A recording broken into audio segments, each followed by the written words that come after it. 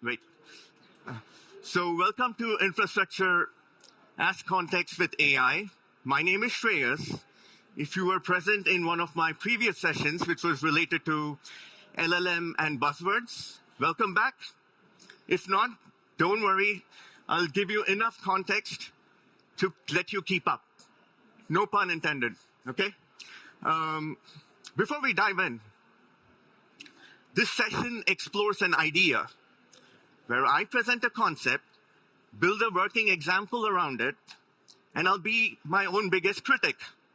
I'll argue for it, and I'll argue against it. I'll leave you with a framework for thinking where AI fits in infrastructure automation and where it doesn't yet.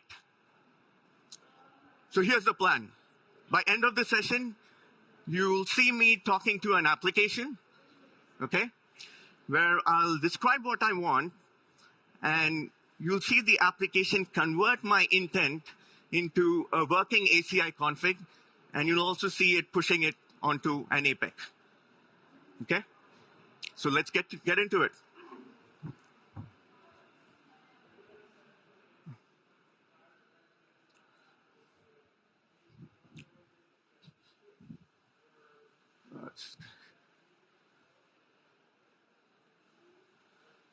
So a quick note, this session is with respect to Cisco ACI, application-centric infrastructure, okay? And I'll be using the word model, LLM, and AI interchangeably throughout the session, just so you know, okay? So let's go over the agenda first. I'll cover the gap, where I'll discuss why we'd even want something like this, like this application. Then I'll cover LLM essentials, just enough to understand how the application was built. Then we'll get to the core, infrastructure as context. And if you notice, if you abbreviate it, it's IAC, which is the same as abbreviation of infrastructure as code, which is also IAC. And that was no accident. I did it on purpose. Then we'll get to the building blocks and the architecture of the application. And then I'll talk about the elephant in the room, some of the open challenges about people might have using cloud LLMs or your frontier models that are on the cloud. We'll try to address those challenges in the path forward. And then I'll stop talking and let the application do all the talking on my behalf. Okay?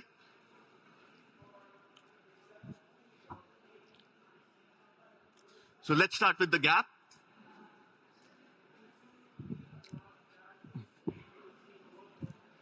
Here's a simple ask.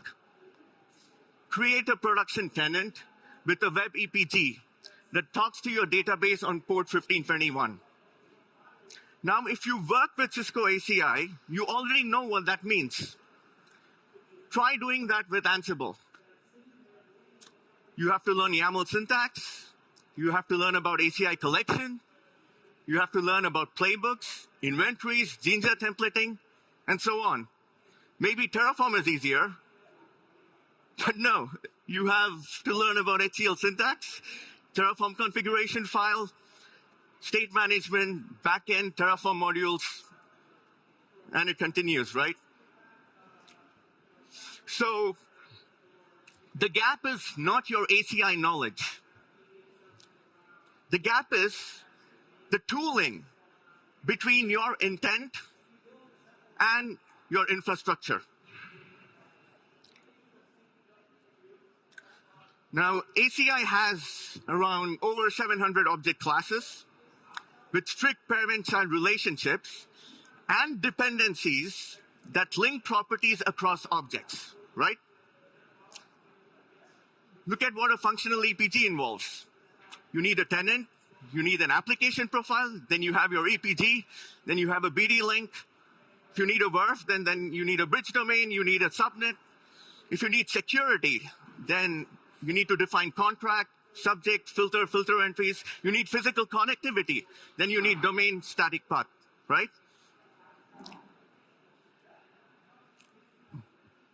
So our intent lies right at the top. If you choose Ansible, you write a playbook in YAML format, which is just an abstraction.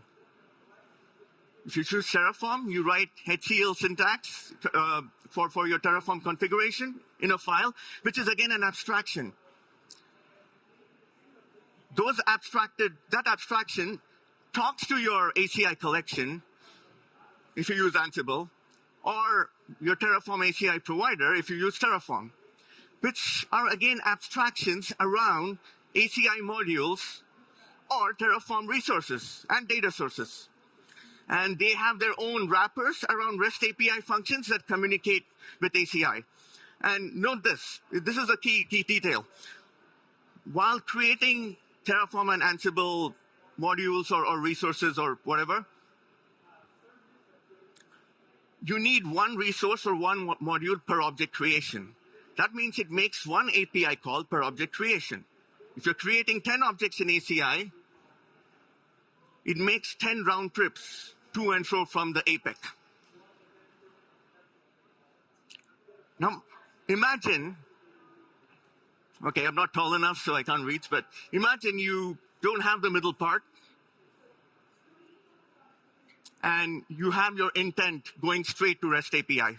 That's what we are building, okay? So now that I've covered the gap, the problem,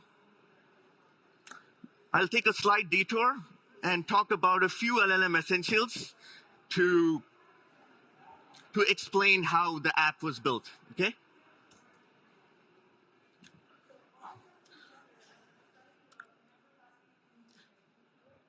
LLMs don't read words. They only understand numbers. So how do you convert your intent or your prompt into something the LLM understands? Enter tokenizer. Tokenizer is some kind of code that can convert or break down your sentence into pieces. These pieces are called tokens, and each token is mapped to a number. And here's the clever part.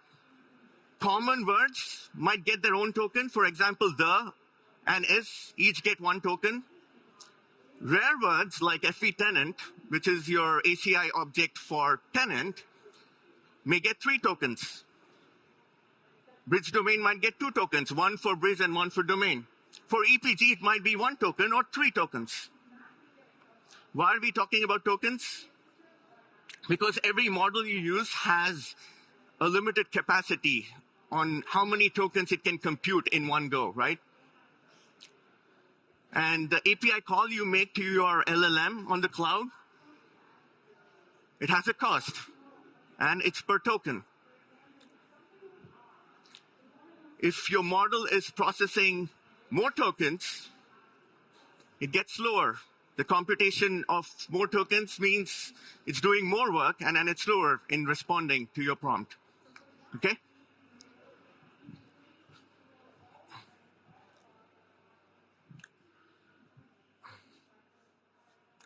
Now, tokens are just arbitrary ID numbers. We need one more step, because a tenant having a token of, say, 9517 doesn't mean anything by itself. This is where embeddings comes in.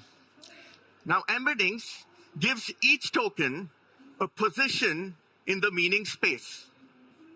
And this position is represented by a list of numbers. These list of numbers are called vectors, and you can compare them to your GPS coordinates, which is a combination of latitude and longitude, right? So here's the beautiful part. After an LLM has been pre-trained, similar vectors end up together. For example, our FE tenant, which is ACI object for tenant, bridge domain, EPG, and VERF likely have ended up together because their vectors are similar. Their list of numbers are similar. Similarly, chocolate cake recipe and baking have ended up together. But notice this. this neighborhood is far from this one. So the model already knows that FE tenant and bridge domain are in some shape or form related because their list of numbers are together. This is similar to your GPS coordinates. If two coordinates are similar, that means the distance between them is closer, right? It's nearer. And why did I bring up embeddings? This is to show you that the model already understands ACI. It was already trained on ACI documentation, and it learned these patterns through the documentation, the guides, the configs. Okay?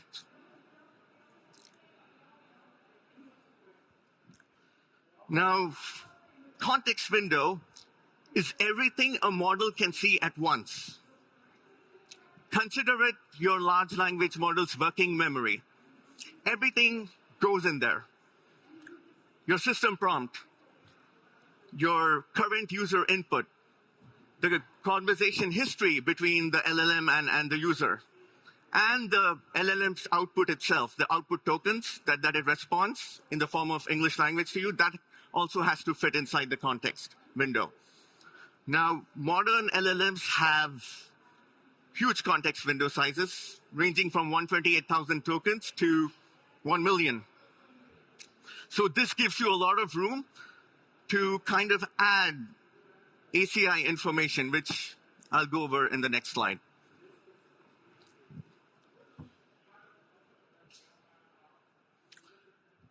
So I spoke about context window. In some sense, adding ACI metadata to that context window and certain rules and regulations about ACI is infrastructure as context, right?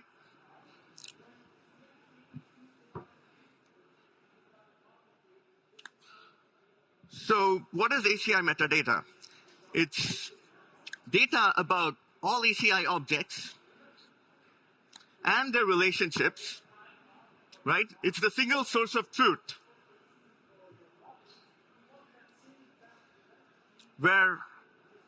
which tells you what ACI can do and the hierarchy and how it is structured. For example, look at this, FEAEPG. This is an ACI object for your endpoint group, right?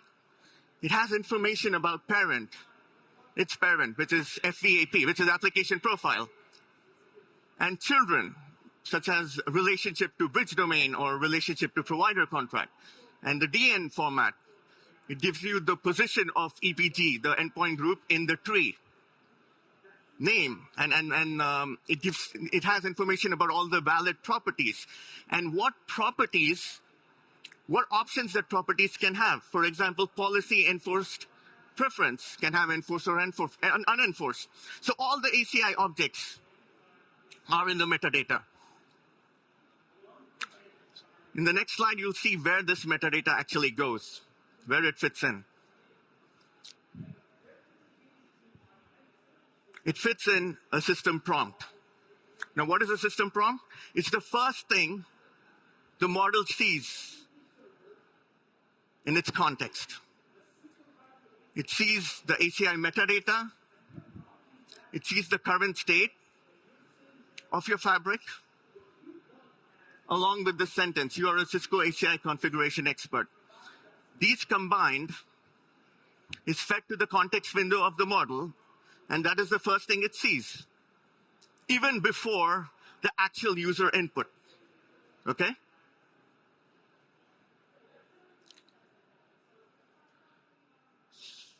So by feeding the system prompt, what are we doing? What are we achieving into the model?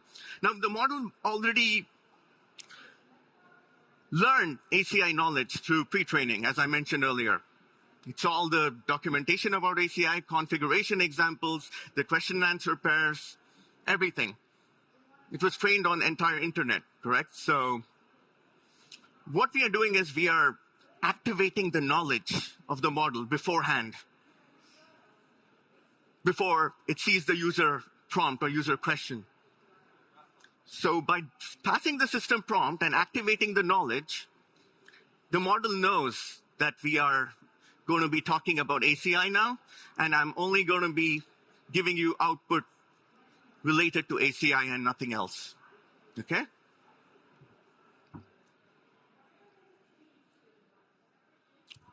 And here's an honest observation. 1 year ago, when I was playing around with this app, the models used to get many things wrong, like used to confuse between tenant and bridge domain probably. It got the parent-child relationship wrong. It needed many rules about ACI, about what goes where, explicit rules and explicit examples. Fast forward to 1 year, the models have gotten smarter. It knows the ACI object model really well. And it knows the hierarchy natively.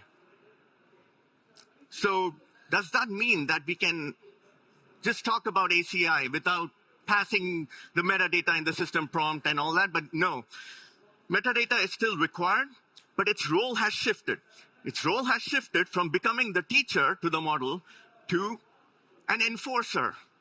It closes any gaps these smart models might have in ACI, okay? It'll cover the corner cases that the model usually miss.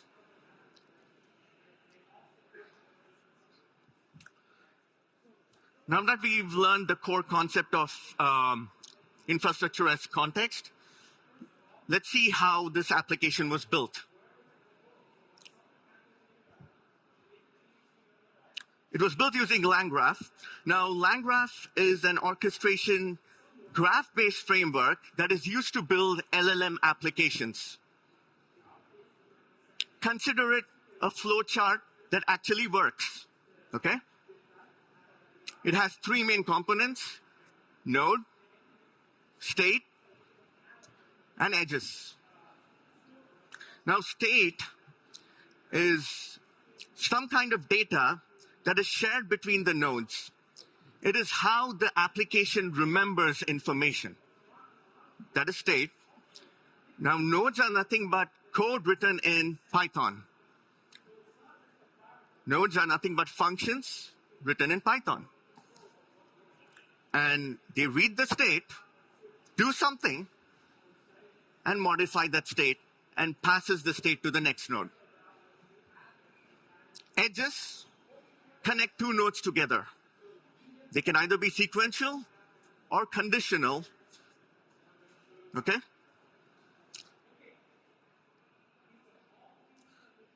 Let's look at what the nodes look like in the application.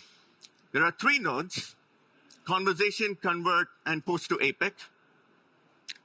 So conversation node is the main workhorse, which consists of LLM API endpoints, where you can make calls to your cloud LLMs or any LLM using API. It also consists of the entry point to our system prompt. Again, system prompt consists of ACI metadata, the current state of a fabric, and certain rules, right? The next node is convert. The convert node's job is to convert what was collected, whatever ACI objects were collected from the conversation node, and convert it into a valid ACI JSON payload. And then that valid JSON payload is pushed to the APIC in the third node. Next, I'm going to talk about state, the state of our application. And as I already said, state is information shared between nodes, and it is how application remembers what happened. So we have this following object, ACI state, which has user message, conversation history, right? That is part of the messaging. It remembers the messages and the conversation history, the application. And conversation config is part of the state object that keeps storing the ACI objects gathered from the conversation I have with the application. It keeps gathering the ACI objects and putting it in a particular order. And final payload is the output of the convert node, because it has transformed the collected configuration objects into ACI JSON payload. These two are status flags. The conversation complete and post status are status flags that dictate the flow in the graph. So edges. Let's connect the dots together. You have a conversation node, which is the entry point of the system prompt to the LLM API endpoint. So when I start having conversation with this node, it gathers the intent, the information from me, and it is pushed to the LLM API endpoint along with the system prompt, right? And then it responds with certain objects that it thinks is necessary to configure my intent. Until and unless I say I'm satisfied with what we are building, with what I'm building, with the application, I say, okay, deploy now. I'm happy that you've gathered these objects. Let's go to the next step. That's when those objects that are collected in the form of a configuration is converted to ACI JSON payload, posted to APEC, goes back to conversation node. So it's like a loop, a cycle.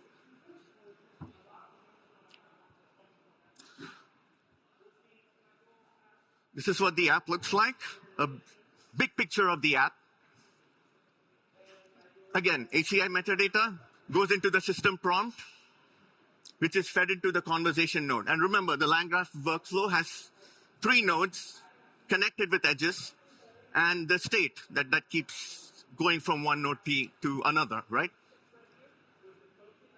And the conversation node makes an API call to the LLM. You have your applications. I have my application server here, which exposes this as an API endpoint so that other systems can use it. Or I can build a UI on top of it. And that talks to the APEC for pushing the configuration after everything is complete. So notice that there is code, deterministic code built all around this particular LLM call, right? The post to APEC, convert the collected objects into a valid ACI JSON payload. That's all deterministic code. So the idea here was to find the balance between what LLM does well and what deterministic code does well. Both of them working together, where LLM understands our intent and pushes the part where you require consistent and reliable output to deterministic code. That was the balance that we were looking for, that I was looking for in the app. Okay, let's talk about the elephant in the room, right?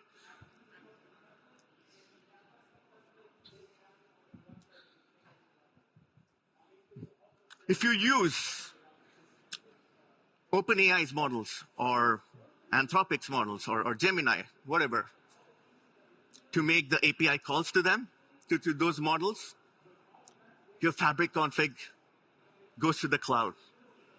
And you already know why that's a problem. Data leaves your network. Now your tenant names, IP schemes, and security policies all leave your network and go to a third-party provider API endpoint, which can be a non-starter for many of us. And then you have few rules that financial, health, or the government institutes can have, where they have strict rules as to where the data can go.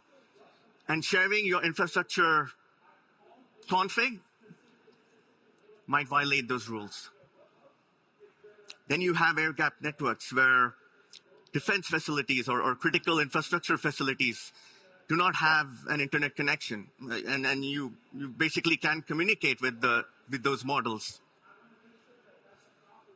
Data retention. What's being collected from API call that you make towards those models? Who's using it? How long do they have it, right? We don't know any of that. And then if you rely too much on a cloud provider LLM, remember their API calls are to the models. They charge you based on per token usage. And relying on external servers, you have to deal with their own downtime and rate limiting, right? Let's try to address these challenges, okay? The first and foremost that comes to mind is fine-tune your own open source model using a process called distillation. Now, as I said, models have gotten smarter. They inherently know ACI. What we could do is use a commercial model as a teacher model and use an open source, say, small 8 billion parameter model as a student model, such that the teacher teaches the student. Let me break it apart. We can use commercial LLMs to generate synthetic training data for the smaller model. Synthetic training data related to ACI conversations, ACI configurations, ACI question and answers, everything it knows about ACI, and use that training data to fine-tune your own model. There's a process called LORA, which is low rank adaptation, and that's a very easy fine-tuning procedure.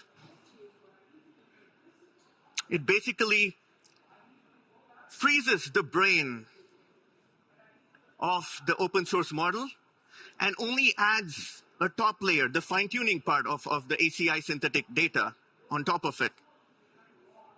So you don't disturb what it already knows, but you're just adding a layer on top of it. And this can be done in minutes if you, for $10, say, on RunPod, where you can actually rent a GPU cluster, small GPU, to fine-tune the model. Second option is hybrid architecture. You can use your commercial model to break down a complex prompt or your intent into a structure that only has ACI objects. And then you pass that structure to, say, a fine-tuned model again, or any model, open source model, to collect the sensitive information. That way, you're only relying on the commercial model for the architecture of the config, and your local model or open source model sitting in your laptop for the sensitive values. The third option, and the final option before we go to our demo, is placeholders. Now, NAC, or Network as Code, is Cisco's framework for network as code, right? There's one for ACI as well. What we can do is use Cloud LLM to generate net as code structure, config structure, where it has placeholders. For tenant, it has a tenant placeholder. For VRF, it has a VRF placeholder. And then you can download that. So it's like very much like downloading a boilerplate configuration, a file of NAC, where you can later fill in the values, or you can push it to GitHub and validate whether the configuration generated was correct or not, right? Okay, now let's get to the demo. Before we look at few recorded snippets of the demo and a live demo, let me tell you what you're about to see. you'll see a UI that is built on top of the LangGraph workflow that I just showed you. And you'll see a common pattern where I enter deploy. That means I'm happy with my configuration. I'm ready to get it converted to ACI JSON payload and push it to the APEC. And what are we going to see in the demo? I'm going to introduce you to a cache system, which is kind of like what makes the app context aware. And you'll see me say something vague like create an EPG. And you'll see the application guide me creating an EPG. Then you'll see me querying and deleting objects via natural language prompts. And then I'll give a comprehensive prompt where everything is configured and just paste it into the app. And you'll see its structure and post it to APEC. And then you'll see a bulk operation. Finally, you'll see the NAC format, which I spoke about in the path forward as a third option, okay?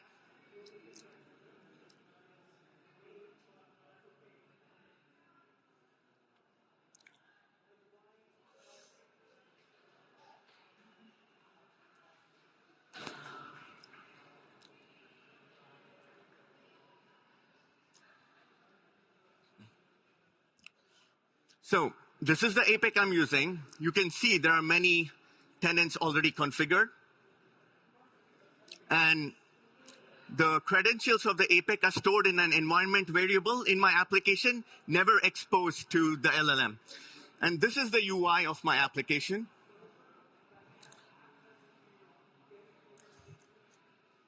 And as you can see, it's in conversation mode. That means the entry point is the conversation node.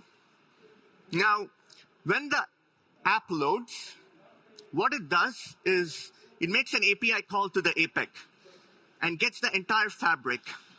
And the entire fabric is parsed by a code and collects only the main objects and distinguished name of the objects and puts it in a cache.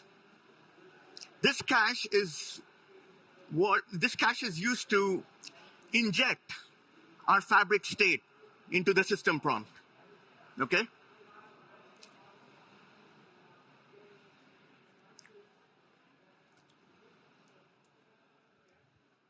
So right now, the query has been made to the APEC, and the cache has been in the backend, right? It's already populated.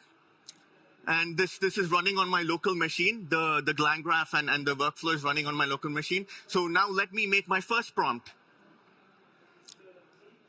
I'll say, first prompt to the application saying, what do I have on my APEC?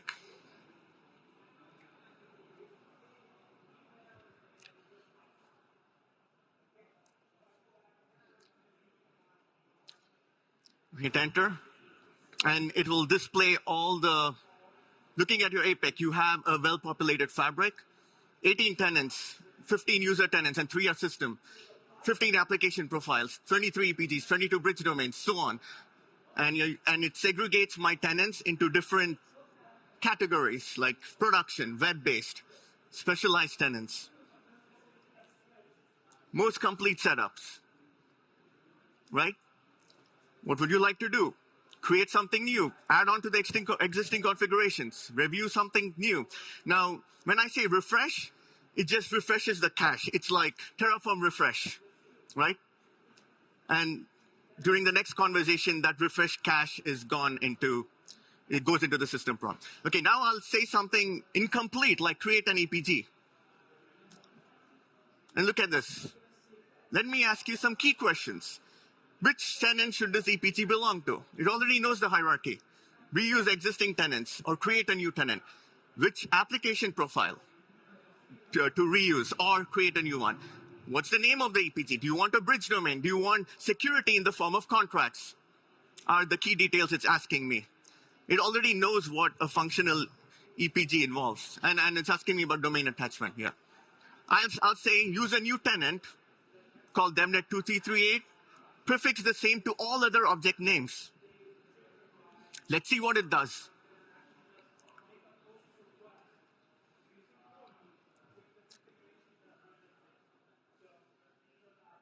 And there you go. It says, okay, I'll create a new tenant called DEVNET 2338.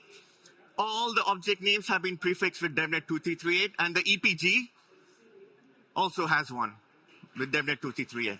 And it also proposes a subnet for the bridge domain, saying I propose an example subnet, or would you like a different subnet? And it asks me for EPG properties, but since this is a demo, I'll just say deploy. Sorry. Sorry, what was that? Does it propose a subnet that's not used in your fabric yet? Sorry, can you repeat that? Sorry. It proposed a subnet. Does it use a subnet that's not used in your No. It's proposing just an example subnet. Yeah. We could do this if I make changes to my code. So the question was, does it use a subnet that was already does it propose a subnet that was not used on my fabric? So the answer is no, not yet. And now I say deploy. So that means it got converted into JSON payload. One API call made, and you see the summary and the YAML representation of JSON payload. Now let's verify that it got created. And there you see DEVNET 2338 EPG.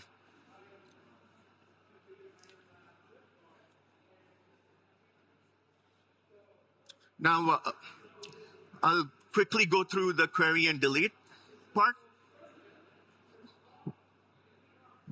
I'll say, show me properties of all, something broad, like web EPGs.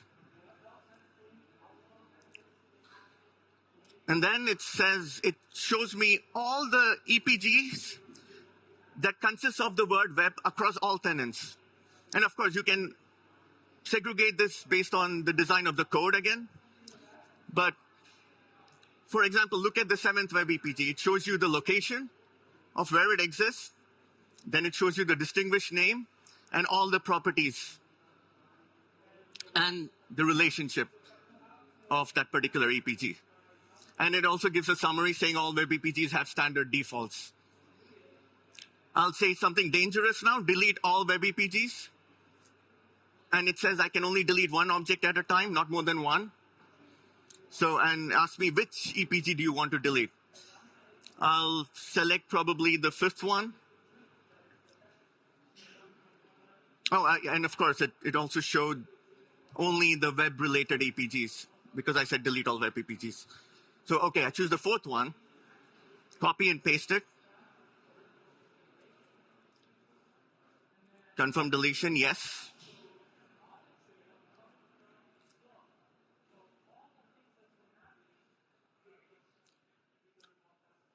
So it was deleted. And now I'll delete a WebDB tenant just to make sure that to show you guys that it's actually gone. I'll do the same. I'll say delete WebDB tenant. It turns out that there are several WebDB tenants with that name, but I'll use only WebDB, the one with only WebDB.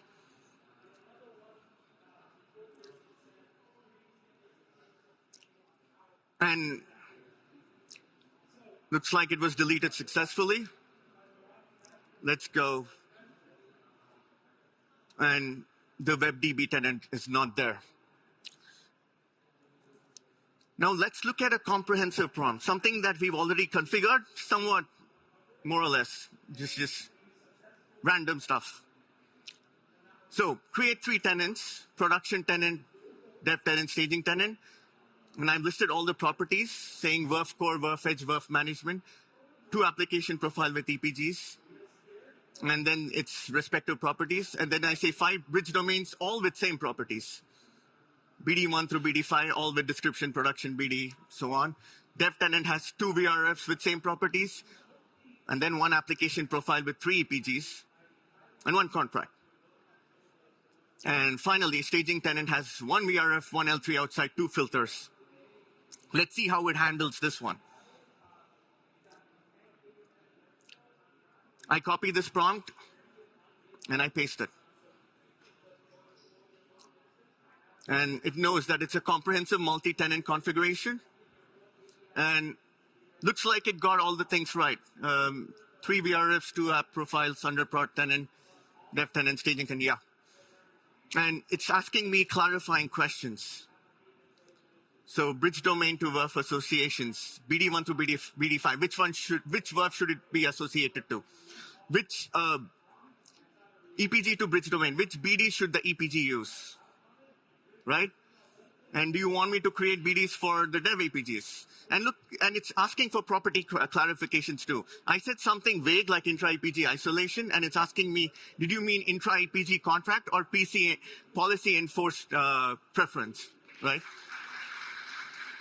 And then I say use sensible defaults because this is a demo. I don't care about an actual configuration. And it says, perfect, I'll use sensible defaults, and it will do all the clarifying questions.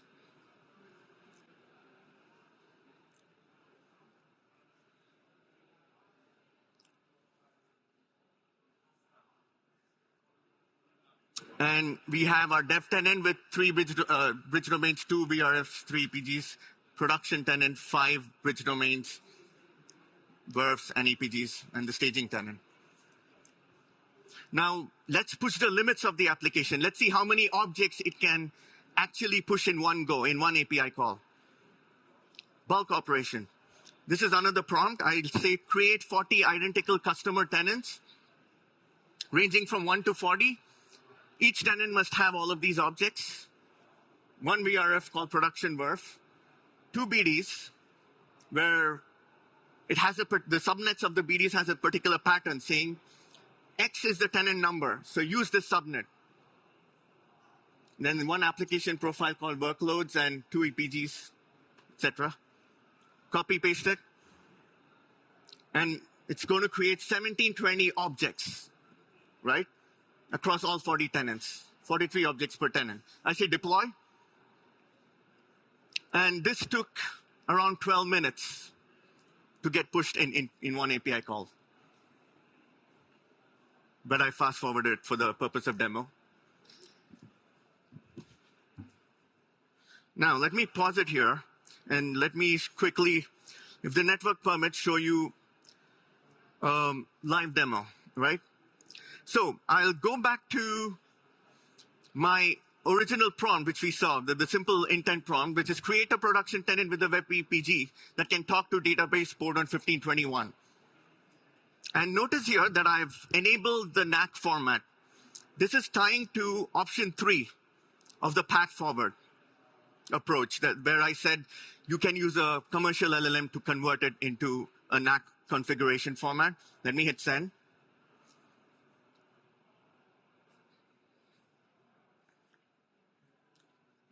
And depending on the network speed, let's see what it does. I'll help you build a production tenant.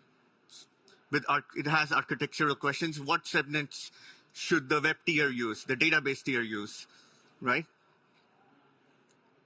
It's giving me a hierarchy. Please provide the subnet details and domain information, or let me know if the defaults work for you. I'll say use the defaults.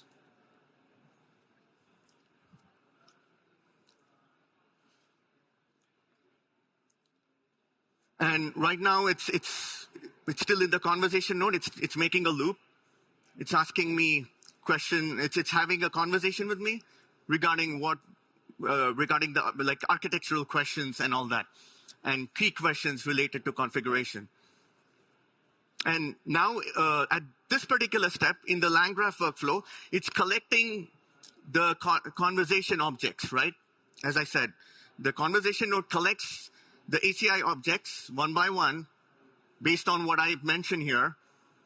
When I hit deploy, that will go to the convert node.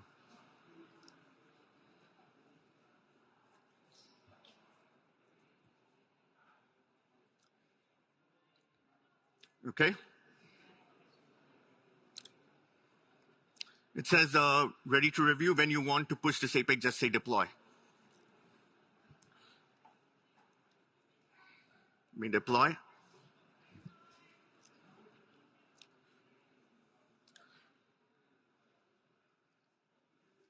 And this won't get deployed to the APEC now because the APEC is offline. But I enable NAC format, right? So let's see what it does.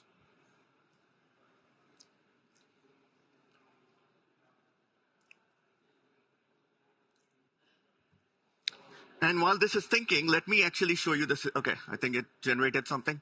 Okay. So now we have our NAC YAML with all the AI values. I can say use AI values, or I can say clear all. When I say clear all, you have placeholders instead of the actual values. This is what I was talking about when I said architect the config. And let me say fill template and download. And I get my placeholder template, right? And